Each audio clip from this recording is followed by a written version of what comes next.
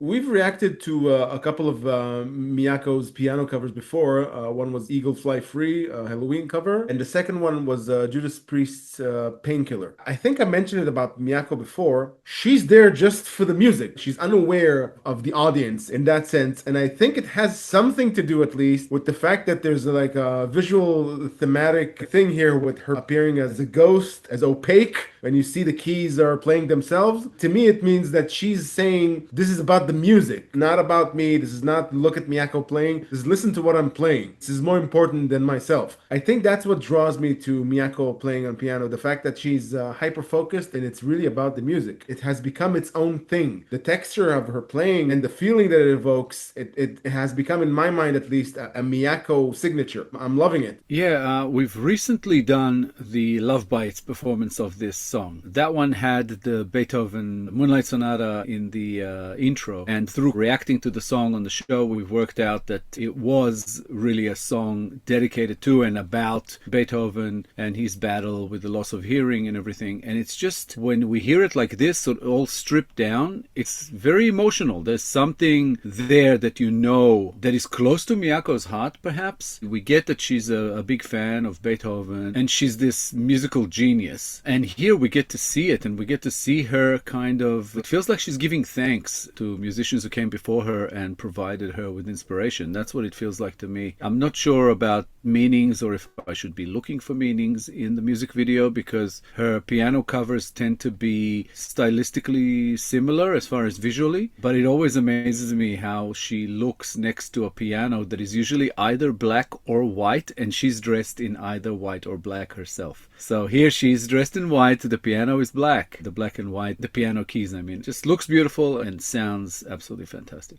Yeah, and there's something very endearing, and it correlates to what you said when she opaqued herself and when you only see the keys playing. In my mind, it's her being humble to honor the great musicians that came before her. So she's focusing only on the music. She's not emphasizing her presence in the piece. And she didn't do that, at least in the past piano covers that we've reacted to. But in here, there's like some sort of extra symbolism in the fact that the keys are like playing themselves.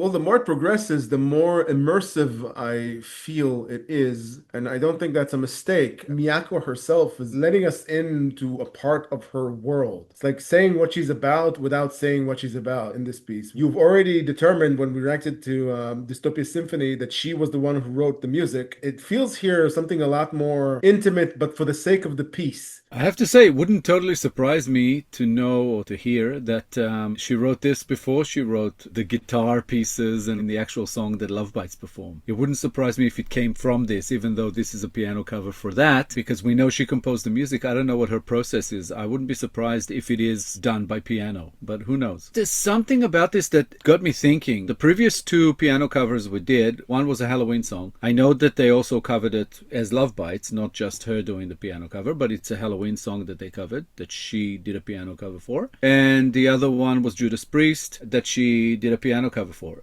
Here, she's actually covering her own song, because she composed it. It was a Lovebites song. It wasn't some cover for someone else. Because this one, I mean, we did mention that in the other ones, it's an homage to Halloween, an homage to Judas Priest, who must have had some influence on Lovebites as a band, or just Miyako, or whatever. But here, the homage is to Beethoven. And the more I listen to it, the more it sounds like a soundtrack to a life. I kept thinking about it as she was playing, and I'm like, why does this sound like a soundtrack to me? Why does it sound like she's telling me a story without any words? And then I thought back to the other version, and I thought, okay, there the words got me there. We looked at the lyrics, and something about the lyrics kind of clicked, and I worked out that it was referring to Beethoven. But I think this is as well, and she's just telling you his life story through the piano. That's what it feels like to me. It's beautiful. And it is, like you said, it's much more immersive in a way. It kind of draws you in. It gets your mind going places without you really knowing why. It's all feeling. And she's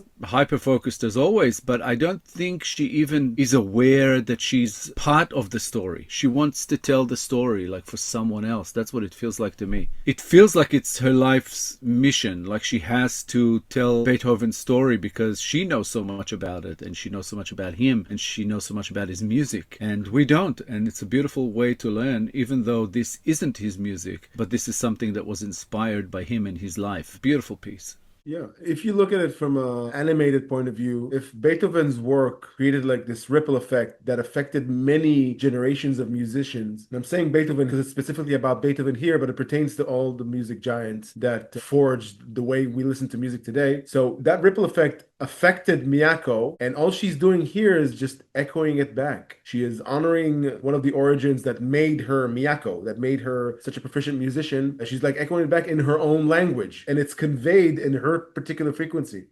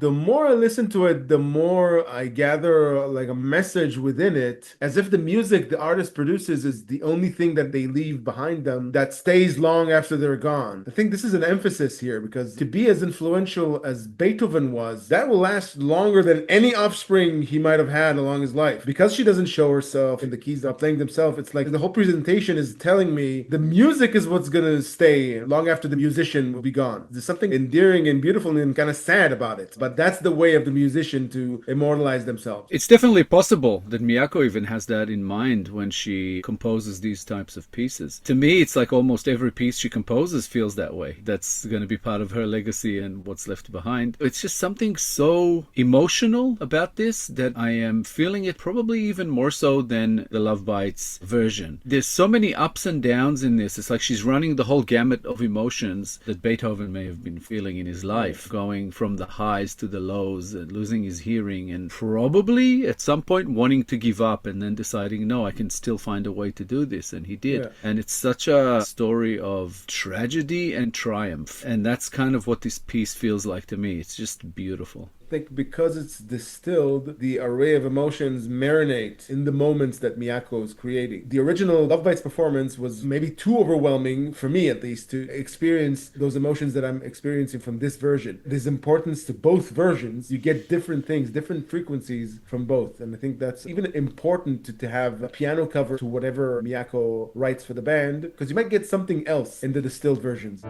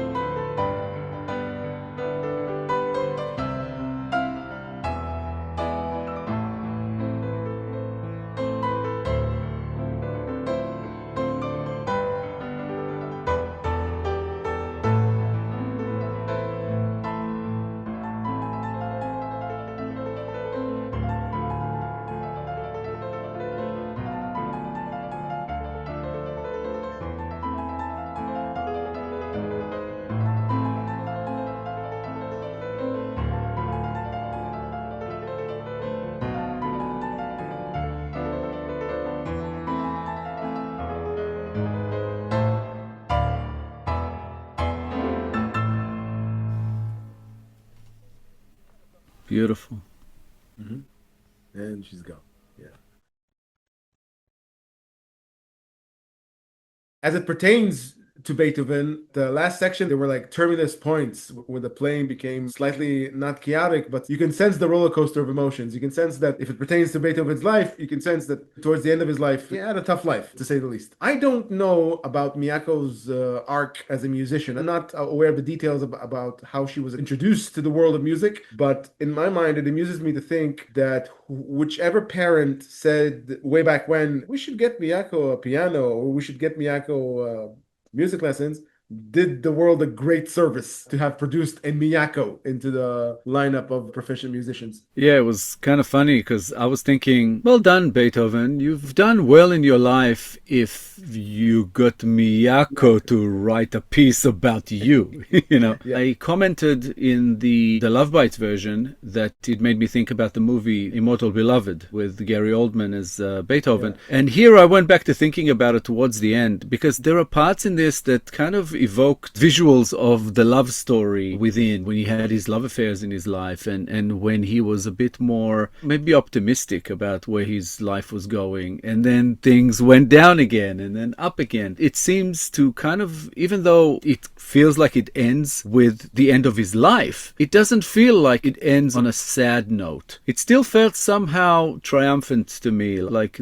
he had a good life, if you know what I mean, overall. And it just made me think that if Miyako or anyone ever composes a musical piece about my life, it would just be basically someone standing there with an axe and just destroying the piano. That would make sense. Yeah. If you enjoyed this episode, guys, please be sure to like, subscribe, comment, and click the little bell icon so you get notified on all our future videos. Thank you all for sticking with us.